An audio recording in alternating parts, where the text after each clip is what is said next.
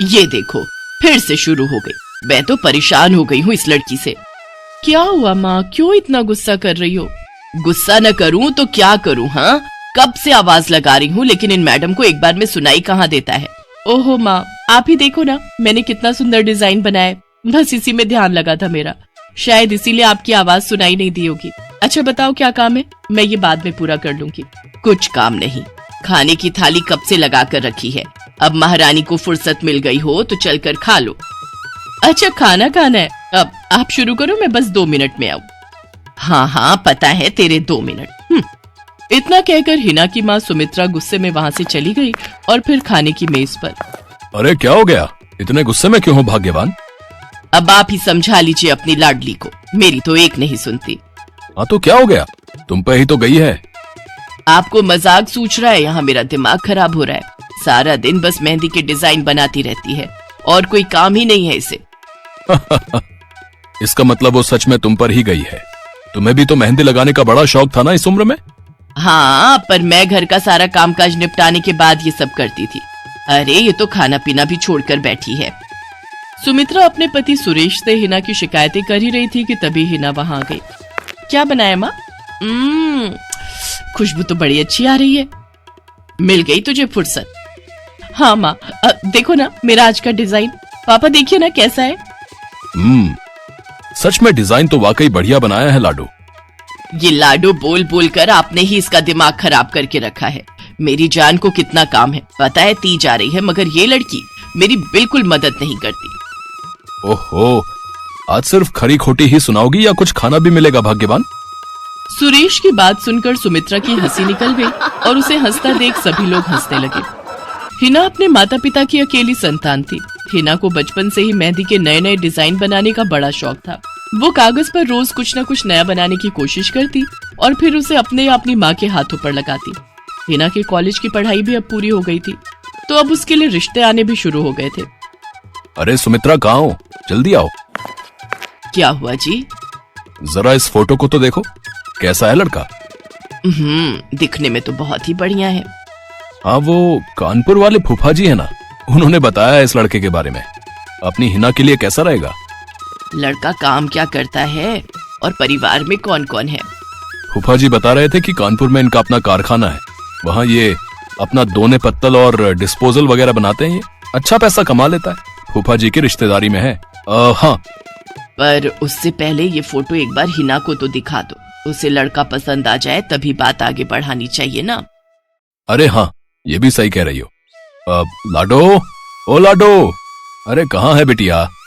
सुरेश ने फौरन जाकर कमल की फोटो हिना को दिखाई तो हिना को भी कमल पसंद आ गया। उधर कमल को भी हिना पहली ही नजर में भाग गई और इस तरह से कुछ ही दिनों में कमल और हिना की शादी खूब धूमधाम से हो गई। शादी के बाद कमल और हिना अपनी गृहस्थी में बहुत खुश थे। फिर एक शाम। ये क्या लिख रही हो हिना? लिख नहीं रही हूँ, मेहंदी का डिजाइन बना रही हूँ। अच्छा, पर कागज पर क्यों? प्रैक्टिस तो रोज ही करनी होती है ना, तो इसीलिए कागज पर डिजाइन बनाती हूँ। अच्छा, अब जरा दिखाओ तो सही। अरे वाह, ये डिजाइन क्या सच में तुमने बनाया है? हाँ अच्छा है ना, अब मैंने और भी बनाकर रखे हैं, रुकिए मैं भी लेकर आती हूँ। हिना ने अपने बनाए सारे डिजाइन्स कमल को दिखाए जो कमल को बहुत पसंद आए और उसने हिना की खूब तारीफ की। सब कुछ अच्छा चल रहा था और ऐसे ही हंसी खुशी दिन बीत रहे थे। लेकिन फिर एक सुबह। हेलो, क्या हुआ राठी जी, इतनी सुबह सुबह फोन क्यों किया? सर आप जल्दी से आ जाइए, गजब हो गया, अपनी फैक्ट्री में आग लग गई है सर, सब कुछ जल गया सर, कुछ भी नहीं बचा सर, जल्दी आ जाइए आप। फोन पर अपने मैनेजर की बात सुनकर कमल के पैरों तले जमीन खिसक गई। फैक्ट्री पहुंचा तो देखा वाकई फैक्ट्री पूरी तरह से जल रही थी। तभी एक जलती हुई बड़ी सी लकड़ी कमल पर आ गिरी, जिसकी वजह से वो बुरी तरह झुलस गया। उसे फौरन अस्पताल पहुंचाया गया और यहाँ से सब कुछ बदल गया। फैक्ट्री के काम को बढ़ाने के लिए कमल ने हाल ही में कई सारी नई मशीनें लोन पर खरीदी थी। मशीनें तो नहीं बची, लेकिन लोन चुकाने के चक्कर में पहले कमल की गाड़ी बिकी और फिर घर। मजबूर होकर कमल और हिना अब किराए के मकान में रहने लगे थे। फिलहाल कमल की हालत ऐसी नहीं थी कि वो कोई और काम कर सके। ऐसे में हिना ने घर चलाने का जिम्मा उठाया और वो घर घर जाकर औरतों के हाथों पर मेहंदी लगाने लगी। हालांकि इस काम से उसे बहुत कम पैसे ही मिल पा रहे थे, लेकिन हिना फिर भी पूरी मेहनत कर रही थी। क्या से क्या हो गया ना हिना, मैं किसी काम का नहीं रहा, हम बर्बाद हो गए। मैंने कहा था तुम्हें रानी बनाकर रखूंगा, मगर मेरे रहते हुए भी तुम्हें कितना संघर्ष करना पड़ रहा है। ऐसा क्यों कह रहे हैं आप बिल्कुल चिंता मत कीजिए, देखना धीरे धीरे सब ठीक हो जाएगा। हिना चाहती थी कि वो अपना एक पार्लर खोले, लेकिन फिलहाल ये मुमकिन नहीं था।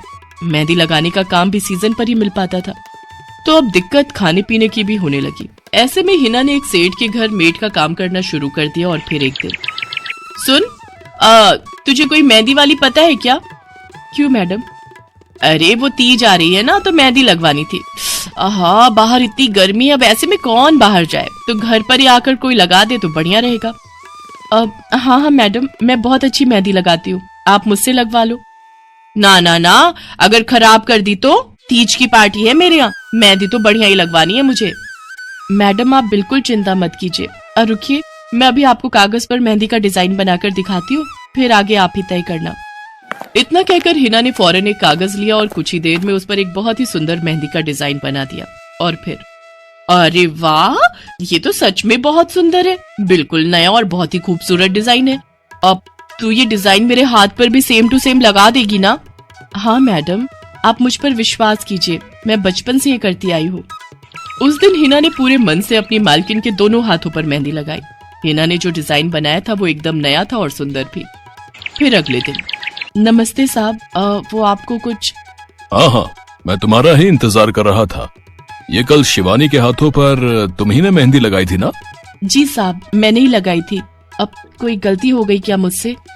नहीं, ऐसी कोई बात नहीं है। बस ये जानना था तुमसे कि मेहंदी का वो डिजाइन कहाँ से देखकर लगाया तुमने? कहीं से नहीं साहब, वो तो मैंने खुद से सोचा था, मैं कभी कहीं से देखकर डिजाइन नहीं बनाती। अच्छा, अगर ऐसा है तो जरा ये कागज और जरा इस पर एक मोर की थीम पर बेस्ड एक डिजाइन बनाकर दिखाओ, पर याद रहे डिजाइन बिल्कुल नया होना चाहिए। जी साहब, बस 2 मिनट दीजिए। हिना ने बस कुछ मिनटों के अंदर वो करके दिखा दिया, जिसे देखकर उसका मालिक साहिल मल्होत्रा हैरान रह गया। वाह, सच में कमाल है ये तो। अब तुमने डिजाइनिंग सीखी है क्या कहीं से? नहीं साहब, सीखी तो नहीं, लेकिन मुझे बचपन से ही शौक है मेहंदी लगाने का, तो बस इसीलिए। समझ गया। देखो हिना, तुम्हारा हुनर लाजवाब है और तुम्हें अपने इस हुनर को ऐसे बेकार नहीं जाने देना चाहिए। जी मतलब? तुम्हें पता है ना, मेरी फैक्ट्री में लेडीज कपड़ों के लिए कपड़ा बनता है, लेकिन काफी समय से मैं परेशान हूँ, क्योंकि सूट साड़ियों वगैरह के लिए मेरे पास नए डिजाइन्स की कमी पड़ गई है। लेकिन अब लगता है ये कमी नहीं रहेगी। बोलो, बतौर डिजाइनर मेरे लिए काम करोगी तुम? जी साहब, बिल्कुल करूंगी। ये हिना के लिए सपने के सच होने जैसा था। अब वो काम वाली बाई से एक डिजाइनर बन गई। वो साहिल की फैक्ट्री में बनने वाले कपड़ों के लिए हर रोज नए नए डिजाइन बनाने लगी, और इसके बाद साहिल के फैक्ट्री में बनने वाले कपड़े की डिमांड काफी बढ़ गई, और इसके चलते हिना को भी उसके काम की बढ़िया सैलरी मिलने लगी। हिना अब अपनी कमाई से न सिर्फ अपना घर खर्च चलाने लगी, बल्कि उसने शहर के बढ़िया डॉक्टर से कमल का इलाज भी कराया, जिससे कमल बहुत जल्दी ठीक हो गया और उसने भी काम करना शुरू कर दिया। पर इस सब में पूरा 1 साल बीत गया और एक बार फिर से तीज का त्योहार आया।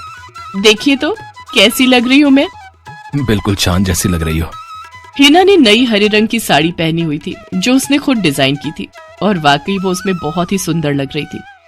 हिना, तुम सच में बहुत बहादुर हो। मैं तो उस हादसे के बाद उठकर खड़ा ही नहीं हो पाता, लेकिन तुमने सब कुछ ठीक कर दिया। तीज का ये त्योहार ही इसलिए है जी, मैं आपको कभी कुछ नहीं होने दूंगी। अगर आपको ये कहानी पसंद आई तो कृपया वीडियो को लाइक करें, अपने दोस्तों के साथ शेयर करें, हमारे चैनल को सब्सक्राइब करें और हमें कमेंट्स में बताएं।